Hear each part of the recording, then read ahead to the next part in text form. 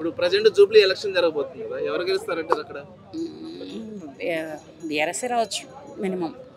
ఎందుకనంటే మాగంటి గోపీనాథ్ గారు అకాల మరణం చెందారు కదా, ఆ సానుభూతి కొలది వాళ్ళ మిస్సెస్ నిలబడ్డారు. ఆవిడకి బీఆర్ఎస్లో టికెట్ వచ్చింది. ప్రస్తుతానికి ఆ సానుభూతి కొలది ఏమైనా వేస్తే ఆవిడకే రావచ్చు, లేకపోతే బై కాంగ్రెస్. అంటే మనిషి చచ్చిపోతే గుర్తుపెట్టుకోలేని పరిస్థితిలో ఉన్నారు ఇప్పుడు జనాలు. ఆ సింపతి అనేది వర్క్ అవుద్ది అంటారా? ఆ నాయకుడు ఆ నియోజకవర్గానికి ఏం చేశాడు మేలు?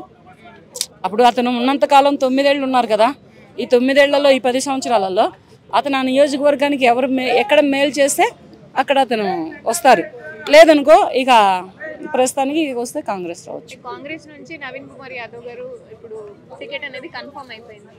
ఆయన అంతకు ముందు సెకండ్ ప్లేస్ లో ఓడిపోవాల్సి వచ్చింది. సో ఇప్పుడు ఎంఐఎంఐ ఓట్లు కలిసి గెలిచే అవకాశం ఉన్నట్టు కూడా మాట్లాడుకుంటున్నారు. అది వాళ్ళు తెలుసుకోవాల్సిన విషయం ఏంటంటే ఎంఐఎంఐ అండ్ కాంగ్రెస్ పార్టీలో నిలబడినటువంటి నవీన్ యాదవ్ గారు కలిసి మాట్లాడుకొని వాళ్ళు చీల్చుకుంటారా లేకపోతే కలుపుకుంటారా అనేది వాళ్ళు తెలుసుకుంటారు. దానికి మనం అంత సపోర్ట్ ఏమీ చెప్పలేము అన్నమాట. రాజకీయాల్లో తండ్రి చనిపోతే దాని తర్వాత వీళ్ళకి ఇలాగా తరతరాలు వస్తుంది. దాంట్లో మనం చాలా చూసాము. వాళ్ళ వల్ల ఏమవుతుందంటే ఫస్ట్లో ఓకే హెడ్ అనే అతనికి ఇంట్రెస్ట్ ఉండేది, జనాలకి సేవ చేయాలని ఉండేది. మరి ఇంట్లో వాళ్ళకి కూడా అలా ఉండదు కదా, గెలవడం కట్టిన ఆమె అసలు టికెట్ ఇవ్వడమే కరెక్ట్ కాదు కదా. మరి ఆ లెక్కలో వస్తే ఇప్పుడు ఆ లెక్కలో ఆ అభ్యర్థికి కాకుండా వేరే వాళ్ళకి ఎవరికైనా ఇవ్వచ్చు కదా. అదే పార్టీలో అదే బీఆర్ఎస్ పార్టీలో వేరే అభ్యర్థులకి ఎవరికైనా ఇవ్వచ్చు కదా. మరి భర్త చచ్చిపోతే అదే టికెట్ పోల్ పట్టుకొని మరి భార్య రావడం అనేది ఎంతవరకు కరెక్ట్? ఇంతకు ముందులో అలాగా గవర్నమెంట్ ఎంప్లాయీస్కి ఉండేది, తండ్రి చచ్చిపోతే కొడుక్కి, తల్లి చచ్చిపోతే కొడుకు అనేది వచ్చింది. అలాగే ఇప్పుడు ఎంప్లాయీస్లో ఎలాగైతే తీసేశారో అలాగే ఈ ఎలక్షన్స్లో కూడా భర్త చచ్చిపోతే భార్యకి, తండ్రి చచ్చిపోతే కొడుక్కి అనేది కూడా తీసేస్తే బాగుంటుంది. ఆ చట్టం ఆ రాజ్యాంగం మరి మన రాజకీయంలో లేదు కదా. లేనప్పుడు ఏంటంటే పోటీ చేస్తున్నారు ఆవిడ. మన రేవంత్ రెడ్డి గారు బతుకమ్మ పండగకి మరి ఎవరికి మహిళలకి చీరలు ఇవ్వలేదు, ప్రస్తుతానికి ఆపేసారు చాలామంది వరకు. అదేంటంటే డ్వాక్రా మహిళలకే చీరలను పెట్టారు, ఒక్కొక్కరికి 2 చీరలను పెట్టారు. అవి ఎంతవరకు డ్వాక్రా మహిళలకి వెళ్ళాయనే తెలియదు. ఆవిడ ఉంటున్నంత వరకు నియోజకవర్గంలో ఆవిడ ప్రతి మహిళకి చీర పంచింది. ప్రతి మహిళకి తన సొంత డబ్బు ఖర్చు పెట్టుకొని తన ఇంటి ఆడపడుచులుగా భావించుకొని తన భర్తకి ఉన్నటువంటి సహోదరులుగా భావించుకొని ప్రతి ఆడపడుచుకి లేదు అనకుండా ఆ చేతికి ఎముక లేకుండా ప్రతి మహిళకి చీర పంచింది. తను ఉన్నటువంటి జూబ్లీ హిల్స్ నియోజకవర్గం అండ్ యూసుఫ్ కూడా చెక్ పోస్ట్ ఈ ఏరియాల వరకు.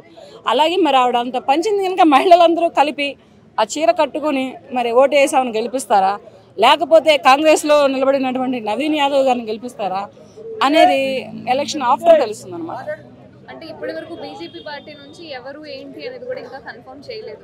బీఆర్ఎస్ బీజేపీ ఏమైనా కుమ్మక్కయ్యి కలిసిపోయి పోటీ చేసే అవకాశం ఉన్నట్లేమో? అది జరగని పని. ఆ విషయం జరిగే పని అయితే బీఆర్ఎస్ పార్టీ ఎప్పుడో కాంగ్రెస్లో విలీనం అవ్వాల్సింది. విలీనం అవుతానని చెప్పిన తర్వాతనే ఆమె రాష్ట్రం ఎడగొట్టింది. సోనియా గాంధీ గారు 2009లో రాష్ట్రం ఎలా ఎడగొట్టిందంటే నేను విలీనం అవుతాను మీలో, మీ మాట వింటానని బీఆర్ఎస్ నాయకుడు అప్పుడు చెప్పబట్టే ఆమె అనేది రాష్ట్రాన్ని అనేది విడగొట్టింది. తర్వాత ఈయన వెనుపోటు పొడిచాడు కదా ఆవిడకి. ఇది వెనుపోటే కదా, ఆయన రాష్ట్ర ప్రజలకే పొడిచాడు డబుల్ బెడ్రూమ్ ఇస్తానని చెప్పి. అలాగే డబుల్ బెడ్రూమ్ ఎంతవరకు ఇవ్వలేదో ప్రతి ఇల్లు లేని పేదోని సొంత ఇంటి కళ నిజం చేస్తానన్నాడు. ఏ పేదోనికి సొంత ఇంటి కళ నిజం కాలేదు. లక్కీ డ్రా అని పెట్టి అది దాంట్లో చాలా అవకతవకలు జరిగాయి, మోసాలు జరిగాయి. నిజమైన పేదవానికి ఇల్లు రాలేదు. తులం బంగారం వచ్చిందా మేడం? తులం బంగారమా? ఒరే ఏం మాట్లాడుతున్నావురా? ఏరా అది నా సొంతం బాబు, అది నా సొంతం. నేను కష్టపడి కొనుక్కున్న సొమ్మది. దానికి నేను ఈ రాజకీయాలకి సంబంధం పెట్టమాకండి. 2500 రాలేదు, వెయిటింగ్. స్కూటీలు మాకు ఎందుకు ఇస్తారు? స్టూడెంట్కి ఇస్తారు, నాకు అమ్మాయి లేదుగా. అమ్మాయిలకి ఇస్తారు, అమ్మాయిలు లేరుగా. ప్రతి చదువుకుంటున్న స్టూడెంట్కి స్కూటీ ఇస్తానని చెప్పారు. నాకు ఆడపిల్ల లేదు కనుక నాకు రాదు. నేను అప్పుడు చూసుకుంటాలే, అప్పుడు చూసుకుంటాలే, అక్కడ చెప్పుకుంటాలే, ఇక్కడ ఎందుకు ఇప్పుడు అవన్నీ. ఇప్పుడు మొత్తానికి కాంగ్రెస్ పార్టీ ఆర్ఎస్ బీఆర్ఎస్ గెలిచే అవకాశాలు ఉన్నాయి. 50-50 చెప్తున్నాను నేను. ఎందుకనంటే ఇక్కడ వీళ్ళ దగ్గర ఏముందంటే వాళ్ళ దగ్గర లౌక్యం ఉంది, వీళ్ళ దగ్గర గద్దరతనం ఉంది. ఇప్పుడు హైకోర్టు సర్పంచ్ ఎన్నికలు రద్దని చెప్పి నోటిఫికేషన్ ఇచ్చింది, జడ్జిమెంట్ కూడా ఇచ్చింది. స్థానిక సంస్థల ఎన్నికలు రద్దని చెప్పి 40% రిజర్వేషన్ మీద స్టే విధించింది. లేవా ఏం తెలియదు. ఎందుకు సర్పంచ్ ఎన్నికలు ఎందుకు రద్దు చేసింది? ఎందుకు చేసింది, రద్దు ఎందుకు చేసింది? ఇప్పుడు సర్పంచ్ ఎన్నికలు ఉంటేనే కదా. ఇప్పుడు స్ట్రీట్ లీడర్ నుంచే సీఎం అయినా పిఎం అయినా మన రేవంత్ రెడ్డి గారిని తీసుకోండి, ఆయన స్ట్రీట్ లీడర్ నుంచే వచ్చారు అంత స్థాయికి, సీఎం స్థాయికి. అలాగే అది ఎందుకు రద్దు చేసింది కోర్టు అనేది నాకు తెలియదు, ప్రస్తుతానికి తెలియదు.